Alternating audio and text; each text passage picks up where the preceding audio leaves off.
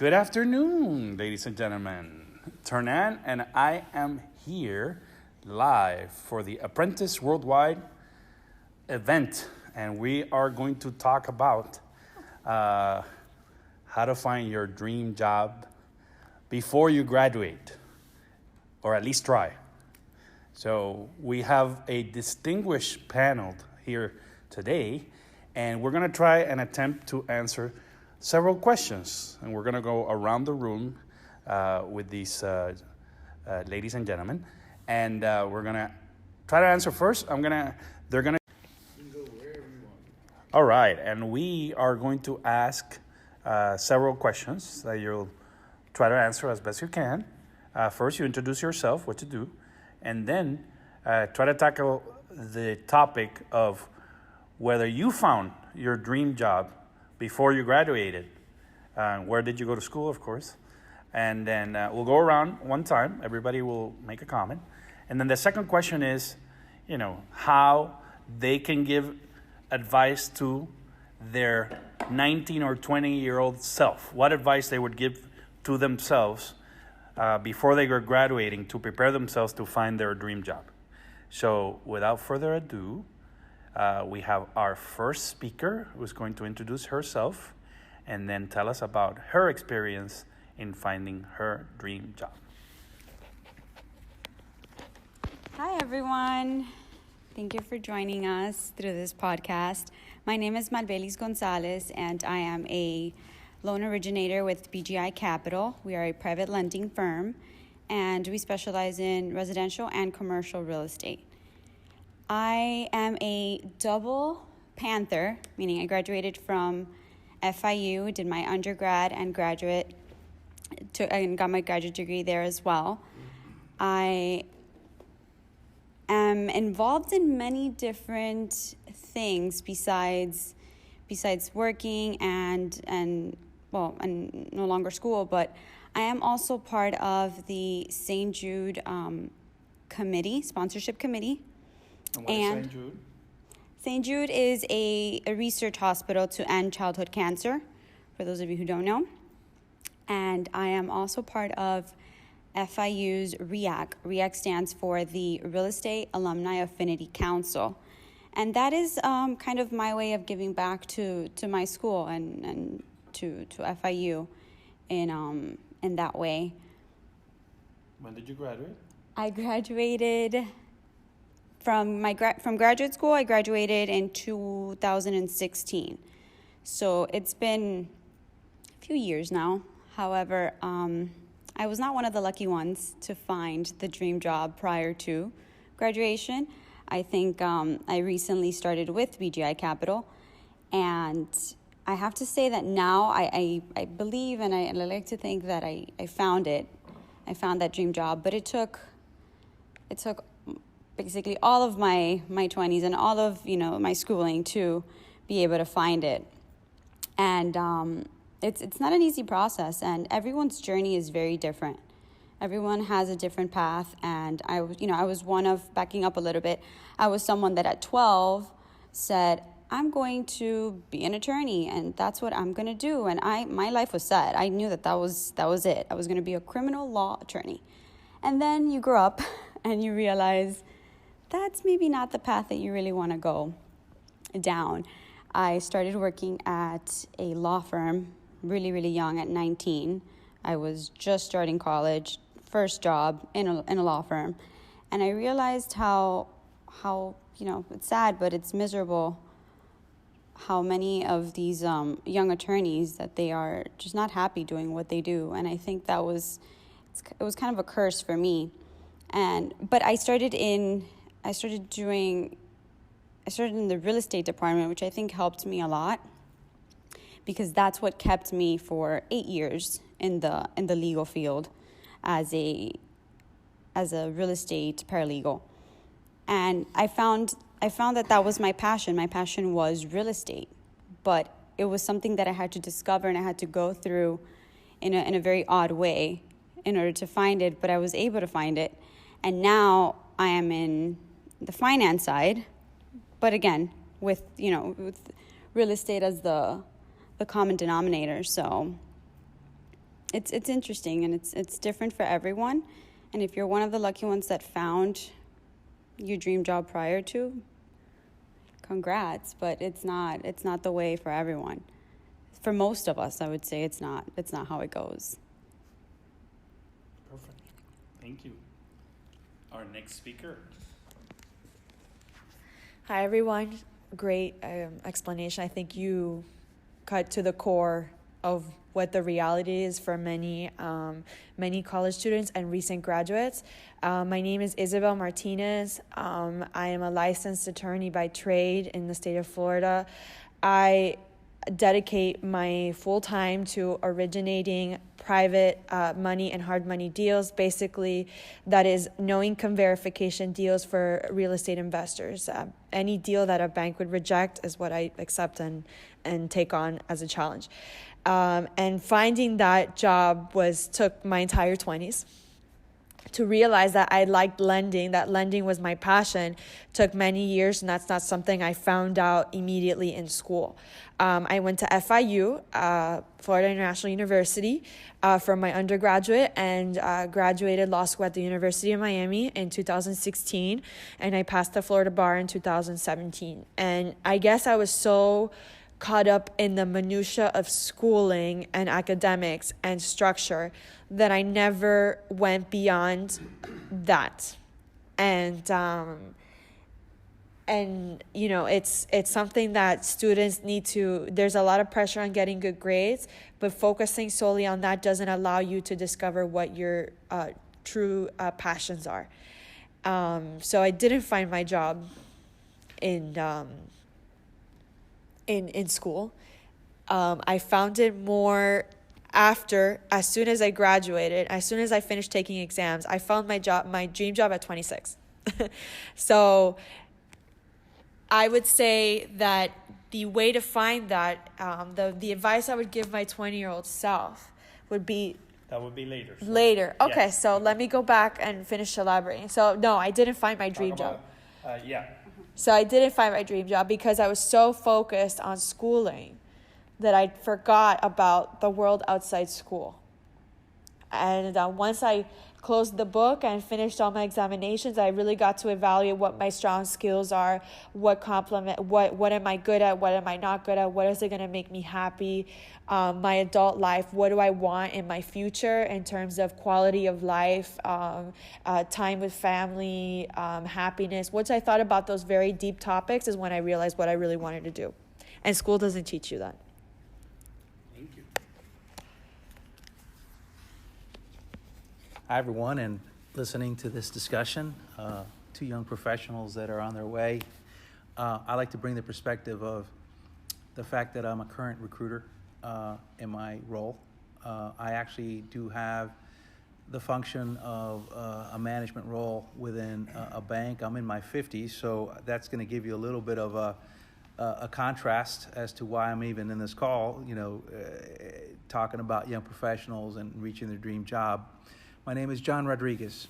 I work for a global bank here in Miami, and my functions are basically lending. I do wholesale lending to foreign banks in Latin America. Now, the reason why I wanted to discuss this with you is because what is a dream job? When you are looking out into the world, graduating, and you're thinking of an undergraduate, let's say, recruitment process, you're really trying to learn what opportunities are out there, first of all, and then those that are more applicable to you and have a good match as to what you want to do. So I have to say that I had, let's say, a dream opportunity, not a job initially, but it was just that. When I started my career, it required for me to go through a training program at a financial institution in Wall Street. I didn't have all the credentials necessarily on the competitive platform that I was basically, getting into, meaning most of the people that were hired had MBAs. I didn't.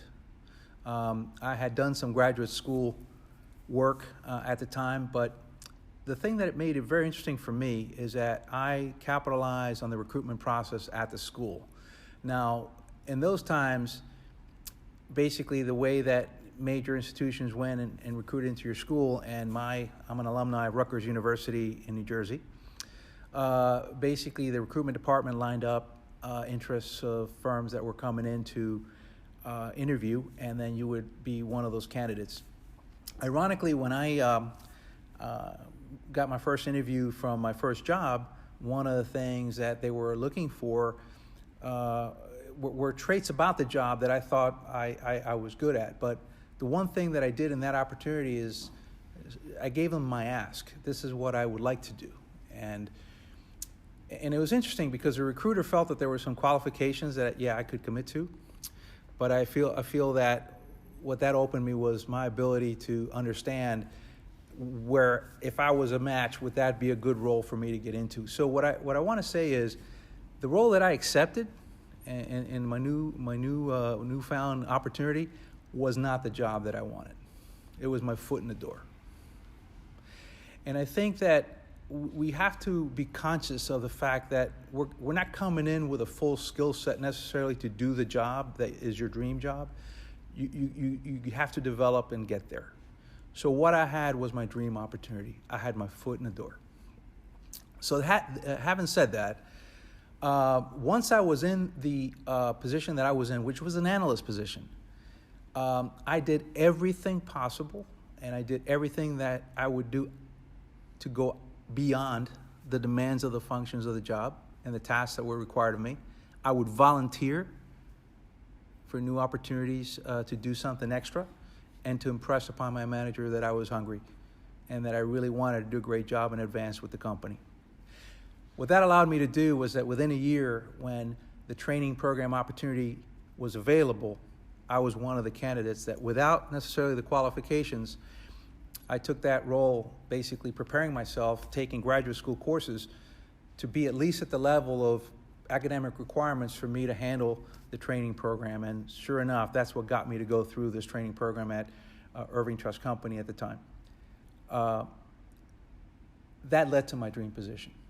And so what I want to say is you need to take those opportunities. Now that I'm in a recruiting role, I just want to go back and say, I'm looking for talent, necessarily not those that want to just match what they want to do. I know it's competitive in terms of the positions, but I always look to that individual, and I don't necessarily want to say that it reflects on me, but are those folks that are out there that are willing to do the extra work, volunteer to do just one step beyond and prove themselves?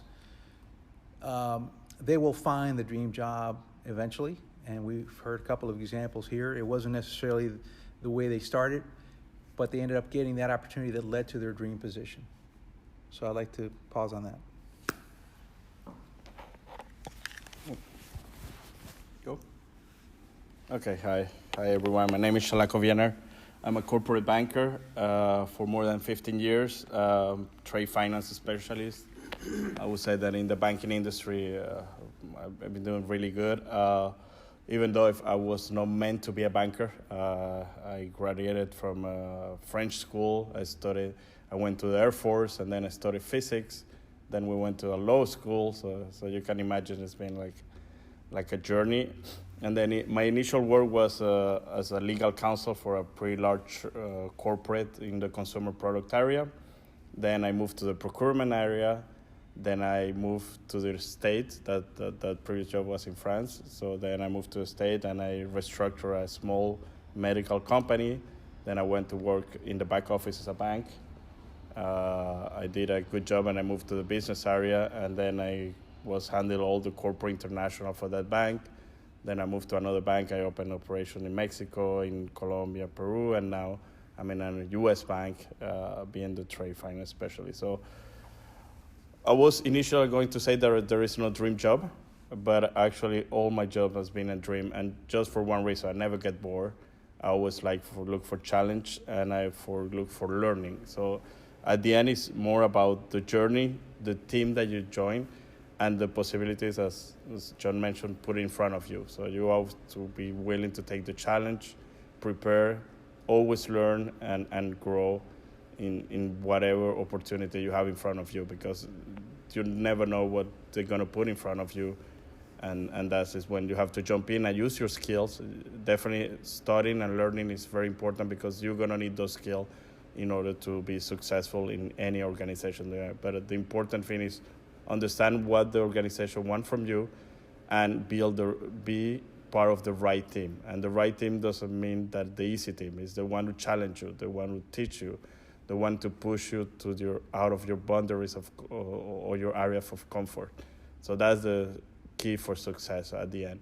And that's the key to get the dream job where you don't get bored, because nothing is worse in the professional life that get bored because you are so good in a job that you feel that you control everything, and that's not true. So that at the end is a challenge and all the difficult that you can have in your professional world that you can surpass, that's going to give you the dream job.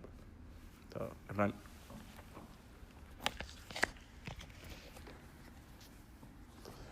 Hello, good afternoon. My name is Andy Gonzalez, and I own First Integrity Credit Services. And I think one of the main things that I would like to point out in this entire panel is that everyone here is telling you basically, yeah, follow the dreams that you have. But not only is it following the dreams that you have, I would take it to another level and ask you a question. Not only is it what is your dream job, but why is that your dream job? What purpose do you have? I've met up with quite a few people in my past that have told me, well, my dream job is to own a business. Well, congratulations. Entrepreneurship is a phenomenal career. The question is, why do you want to be an entrepreneur? I've had several people that have told me, well, I don't want to take slack from a boss. But as an entrepreneur, you take slack from everybody. There's always going to be some person out there. So you have to define what your purposes are. Everyone here has spoken about following your dream, and yeah, definitely follow your dream. But the other thing I would tell you is listen to your older counsel. Listen to people who are capable of giving you an insight and guiding you in the proper direction of which way you should go. Because you've spoken to a person who might be a great cook inside their house. They decide to open up a restaurant, and the least thing that they are doing in the restaurant is cooking. So you have to define why this is your dream job. Not only is it that I want to do this, but why do I want to do this? And to be quite honest and take it to another level, physically, the job will always be demanding. Mentally, the job will always be demanding. But is it also satisfying you physically and mentally? Can you have a conversation about your passion about work? It doesn't matter how much money you're making. What matters is how much passion do you have about what you are doing? And I guess that's one of the main things that I want to bring to the attention here. Everybody can think, I want to make money. Okay, but is it satisfying your intellect? Is it satisfying your desires? Are you being a benefit to anyone, society, in any way or form? So that's one of the things I wanted to bring to your attention about your dream job. Thank you, Andy. So at Turnan, I started this. I wanted to take it to the next round. But before that, I'd like to share a little bit about my story. So I actually did not know what my dream was. I had a great example from my parents. Both my mom and my dad were in marketing and sales. They were really good at it. And I, obviously, that combination of them and having gone to a lot of events and activities with them as I was growing up, I felt very comfortable in a networking scenario. And as a kid, when you're dealing with professionals and with older people, you learn so much. And I remember learning so much just by standing there and listening. And when I went to school here at the University of Miami, I actually started with marketing as my undergraduate degree. At least I thought I wanted to do marketing. Then I realized that in this city, I lived in an island called Puerto Rico, that most of the people were Puerto Rican, either a few Cubans and and maybe one Chinese. But the reality is there wasn't that much diversity. And then you come to Miami and you find yourself surrounded by beautiful people from all over the world. And that actually became the inspiration, the start of my inspiration to fashion my career around getting to meet people from different cities and countries. So that was my first requirement. Then I did a few internships along the way. I switched my degree to international finance and marketing because I wanted to put more hard skills into in my pocket. So at that time, I felt that marketing was a great profession, but that most of the jobs that were higher paying when you can't come out required harder skills or a higher level of education. So because of that, I did some internships at a few banks, at Merrill Lynch as a broker assistant. I worked as a membership coordinator for a non-for-profit, and I worked at Capital Bank as a teller, and that gave me the basis for understanding what route I wanted to take when I graduated. Unfortunately, at the time when I had to make a decision, it was around April before my graduation in May. I needed a job. I had networked only at the events that the university had. So I got into and accepted to the training programs for Barnett Bank and Nations at that time. But my destination was not to go to Tampa or Jacksonville, which were those places where they had the training program. My destination was Orlando because I had personal reasons to go to Orlando. So I had an ex-girlfriend that lived over there. Then I moved to Orlando and realized that I wanted to pursue my passion and was to come back to Miami, live the experience of living with wonderful people from all over, and found an opportunity at a bank, at a training program. And then when I moved into that role, I couldn't find how to enter into international. Actually, my first job after the training program was in domestic trade, corporate banking. And I wanted to travel. I wanted to go to Brazil. I wanted to go to Argentina. And one of the analysts, one of the people that I networked with, had a connection at a bank and basically referred me to the head of international for that bank. And I don't know if it was God incidence, but we were both born the same day, just 20 years apart, and we hit it off from the very beginning. And then the first thing that he did was put me on a plane and send me to Venezuela. And from there started this wonderful adventure, which I've been in for the past 20 years, of learning from different cultures, learning how to handle money. Although personally, the best thing I did was to marry my wife, who's an accountant, and she has handled the money pretty good. But the reality is I've enjoyed my career so far, and I attribute that to many things, which I'll share with you in our second round. So enough about me. Malvelis, back to you. What advice would you give your 19, 20-year-old self today? And if you would have done things a little different, what would they be? And obviously, any advice you want to share. Thank you, Hernan. The advice I would give my 20-year-old self is kind of like what I'm doing now, what I'm applying now in my late 20s. I would say, first of all, don't be afraid. Don't be afraid. If something causes fear, if something is scary, go for it. That's the cue that you know that you have to go for it and that you have to do it. A lot of times fear will stop us from doing so many things, and it's not a good feeling. So if it scares you, if you feel that fear, then go for it, because that means that you're headed down the right path. Get out of your comfort zone. Once again, if you feel uncomfortable, if you don't think you can do it, or you doubt yourself, go for it. Do it, because you could do it.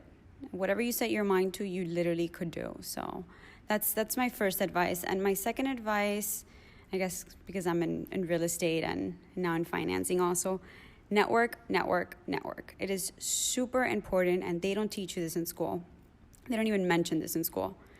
It's super important to network. It's unbelievable, the relationships that you build through networking and the opportunities that come from that. So it's very important to network, to get out there, meet people.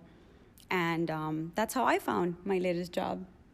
Thanks to a friend of mine who we started out, networking through a different way of networking, but it was networking.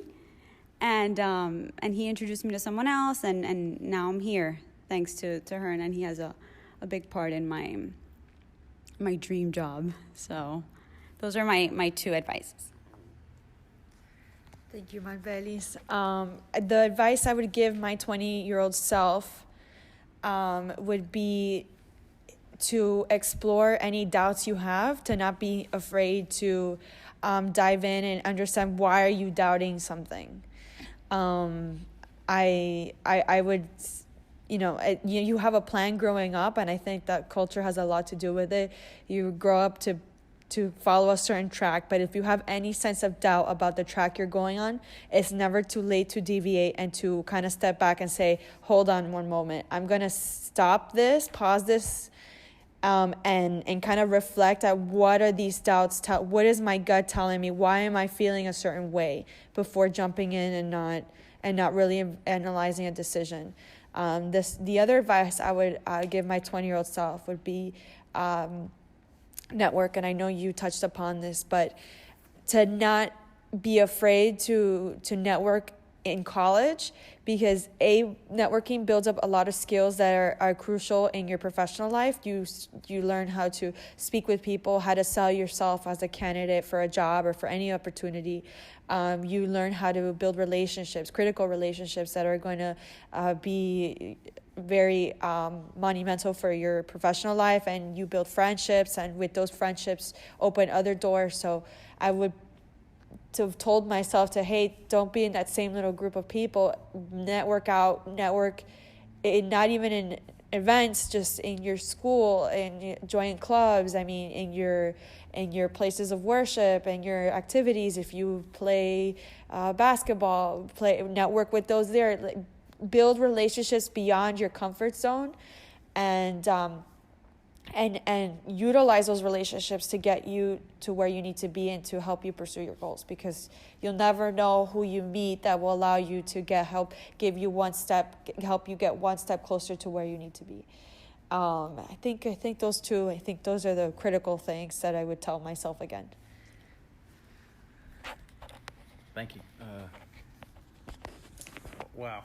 At 20, I guess you're probably in your sophomore, maybe junior year, and you're pondering, okay, how do I, kind of make that last year count?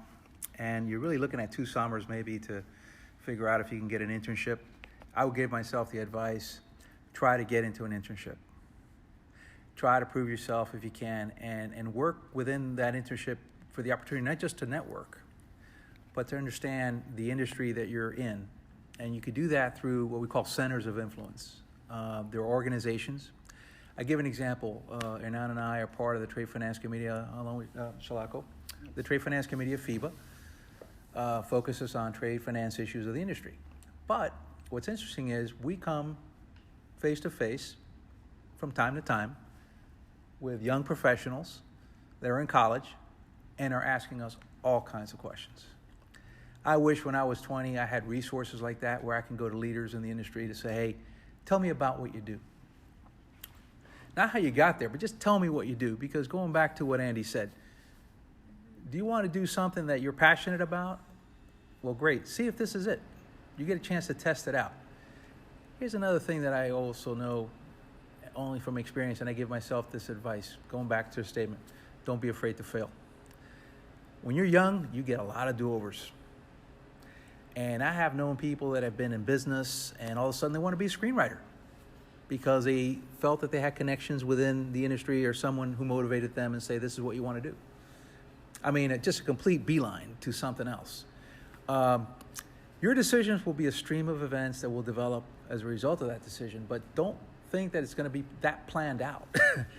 Things are going to happen, and you got to take that chance, right? So the other thing that I want to mention is take advantage of your recruitment process as much as you can. They may not tell you about the networking, which is sad, because you really, at the end of the day, want to take advantage of networking as much as you can. But more importantly, can you find a mentor within your school program, a professor, someone who's been in the industry, to maybe give you some advice or make some introductions? It's a lot easier to find a job sometimes knowing that there's someone there who referenced you or gave you a referral to somebody. And I don't want to sound like the cliche, it's who you know. It's not necessarily who you know. You got to have a skill set. You got to have a foundation to be prepared to get there. But someone of influence might help you get there a little bit faster. And so if I was 20 years old, wow, I wish I had some folks that I can speak with, some centers of influence that I could understand better about the industry that I was getting into. As Anand mentioned before, he wanted to get into international and travel. Yeah, those are great perks that come with the job. But why do you want to do it? I actually benefited, just to give you an idea, and I'll pass this along, from not knowing what I was getting into. But when I was given the opportunity, I said yes, and it delved into Latin America, and that's how I got here. Okay. I would say that internship is a key. I would say, but if you cannot find internship, do a job. Don't waste your summertime. Okay, don't waste your summertime just partying. Do any job that you can do during your summertime, even in a restaurant. Everything that you can do in your professional life. Understand how it works. I would say, and internship definitely that should be your first goal, because then you're going to learn. And I have an example. This summer, I had an intern that have no idea what he's going to do with his life. After being a summer, now he want to do trade finance. So he changed his mind about the banking industry, and he really loved it because we see diverse industry, diverse company, and we at the end we help company to grow. So trade finance has been something that we've preaching between Hernan and John for more than 10 years, and now the market is start getting it, that this is the real support that bank can give to companies to grow. When you have a door that's open, go all in. Do your 100%, 200%. Do your best. Be the best, and don't be afraid to fail. Fail is a learning curve. It's like if you don't fall from your bike, you're never gonna know how to ride a bike. It's the same with the professional life. You have to fail. You have to learn your mistake and improve it. Don't fail 2 times in the same error. That's the only advice. Learn and continue to grow, and everyone's going to support you. The people that fail and recognize their failures and fix it are the one who grow in any corporation. The one who hide it and never learn from their failure, they never go anywhere. So it's not about the image, but it's about how you learn and how you grow professionally. But definitely don't waste your time. Do as soon as possible enter the professional life. Any job going to give you a better view that you get in college. Again, college is good for structure, but real life is totally different. So that you're going to learn from networking, from internship, for working in a restaurant, for working, but do 200%. I hate when I see that they are bored, they don't know what they're doing. Come on, just get out of your desk and see around. There is plenty of people that need help in organizations. Sometimes it's not your direct mentor, but someone else need supports and look for that. Andy? Thank you. One of the advices I would probably give myself in my 20s and probably any 19, 20-year-old is you don't know it all. You really don't know everything that's going on. You're not smarter than a person who has spent 20, 30 years in a career field that you would like to get involved in. So why did I use that example of a 20, 30-year-old or someone who's been in the field for 20, 30 years? It's because they could be a phenomenal mentor for a 19-year-old, a 20-year-old, that you want to get into the field, but you have to be willing to not know it all. In other words, you have to humble yourself and realize that you can learn from anybody who's around you, from any situation, any job. It's never a failure if you end up learning something you did not know from before. And, it's interesting that you can probably learn from a person who might have less of a degree than you do, but they have the experience or they have the right attitude for whatever career choice you have decided. So be willing, be a sponge to absorb everything you can. And at the same time, know that you could be in your 50s and even 60s and still learn from someone who might not have a degree like you do. But you have to be willing to learn. So it actually reminds me of a saying that a friend of mine says a lot, which is, your ego is not your amigo, which is short for saying, when you graduate and you have all this knowledge, particularly you come from a top university, you think you know it all, right? Particularly when you are taking classes about how to do strategic marketing, and you're basically decomposing white papers and coming up with great strategies. So anybody that graduates from business thinks they're a top consultant, right? When they come out, and then they suddenly get the quick realization that the first thing that they're gonna do in the job that you're gonna start with is put you in the bottom. And they're going to put you to do, the grunt work. They're going to put you to do a lot of spreading, they're not going to give you client-facing opportunities, because all these things you need to earn. And the only way to earn them is if they trust you. And how do you build trust? By doing your work, working very hard, by staying late, by having things in common, by going out and having coffee, having a beer with your team, building that team rapport. So once you are a valuable part of the team, they're going to trust you and give you more opportunities, guaranteed. That's without fail. One book that I read when I was right after I graduated college, funny enough, it's a book by Harvey Mackay called "Dig Your Well Before You're Thirsty."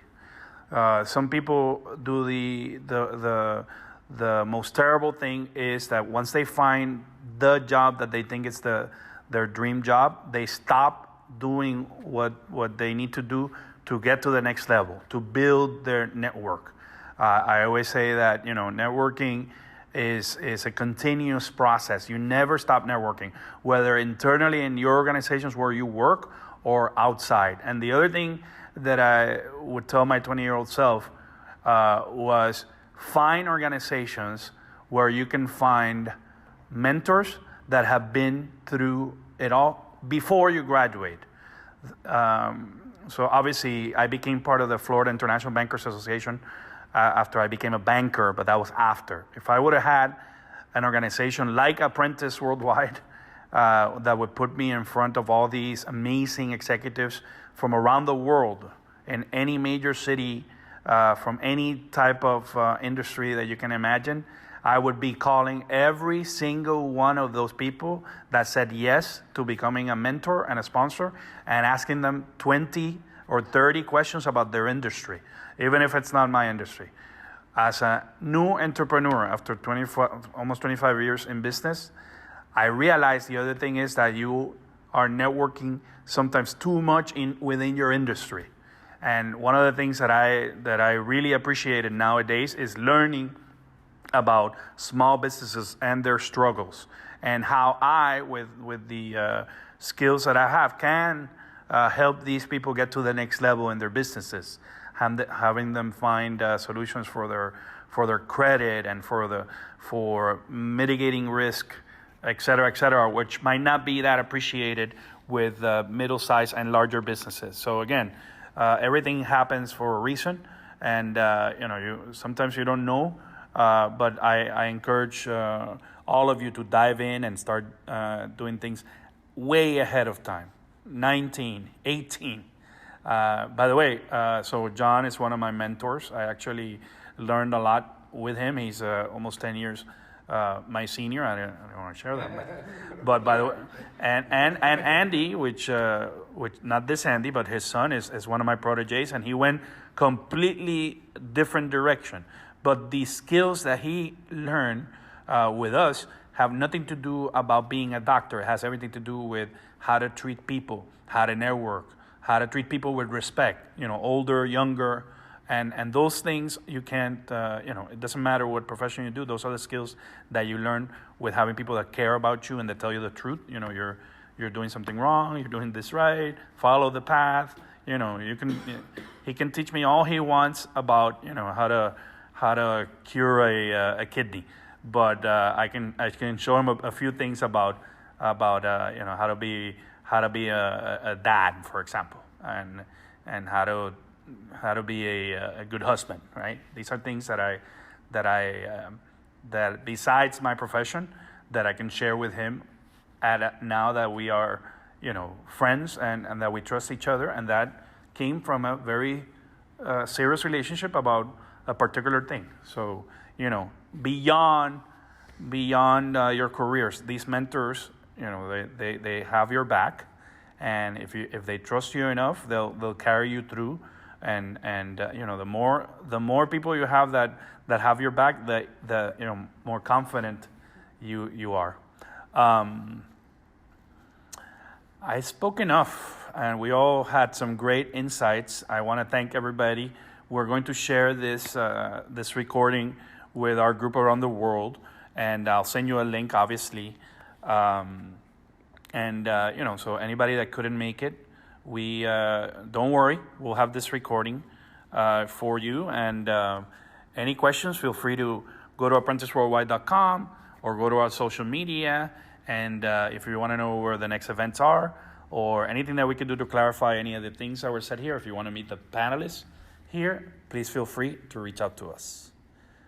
Thank you very much.